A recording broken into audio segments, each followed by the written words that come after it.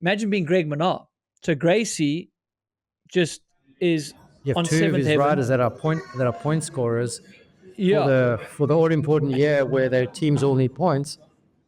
Yeah, and he looked like that is a great decision. We're going to talk about her. She she does full run. She wins all the accolades. Great media. And then, as you said, both decisions could be right. Now he's got one rider in hospital.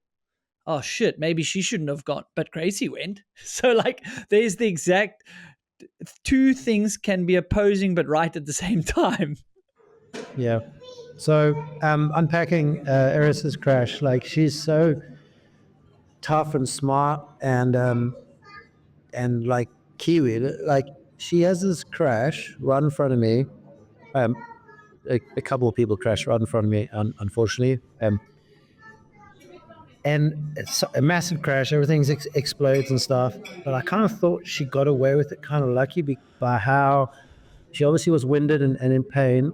But the only thing pain she was referring to was her wrist. So I was like, okay, she's lucky. She just broke her wrist, kind of thing.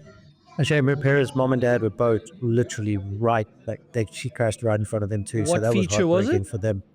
Is the creek gap, which was a bit bigger this year. Down the bottom, that 80-footer or Yeah. whatever it was. Okay. Yeah, not the finish line jump, but the old finish line jump from previous year over the Like big even creek. Chaos So is cased that one in practice, right? That one. and Yeah. I think, is that the one Edgar broke himself off as well? Yeah. That looked like I saw that on Insta. So basically, they made it bigger this year, which, because a few guys over-centered last year, I don't think they needed to make it bigger, but either which way, they'd all got over it before that. But what was very important with that jump and the finish line jump was specifically that one, you needed to hit the two shark fins after the reg up. You got the big shark fin exiting and then another setup jump, and you had to hit them perfectly. And a lot of the girls were following, and guys were following other riders.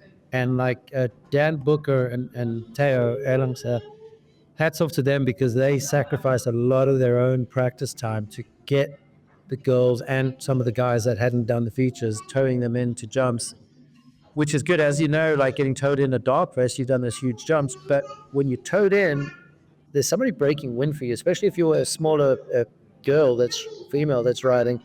You've got someone breaking wind, which is a couple of 3 kilometers right there, and it'd be worked out with a sweet spot. Guys were pretty much had to go over 75 kilometers an hour. Simon French, the park owner, builder, Medina, Dirt Art, event local organizer, amazing guy, good bike rider. He was basically, he could be doing a million things, but he was out of safety, had the radar gun on them, and they determined that 74 was like, anything below 74, you'd have to pull really hard. And Lou was actually using him in her last run before race day. She said basically, if I'm going below 70, you need to stop me. And she was stopped, and she stopped. Instead of hitting the jump, she like got to a stop and then just rolled off the back of the lip and just like tumbled down the thing, but she was fine. But that, for instance, was a smart thing to do. Now, Erice had to use the radar gun the day before, but now this is race morning, so they're kind of on their own. And she didn't have someone breaking wind. She had got over it by herself, but she didn't have, now last practice runs before the race, she didn't have anyone breaking wind. And now you've done a full run. You're not starting from just above the container gap.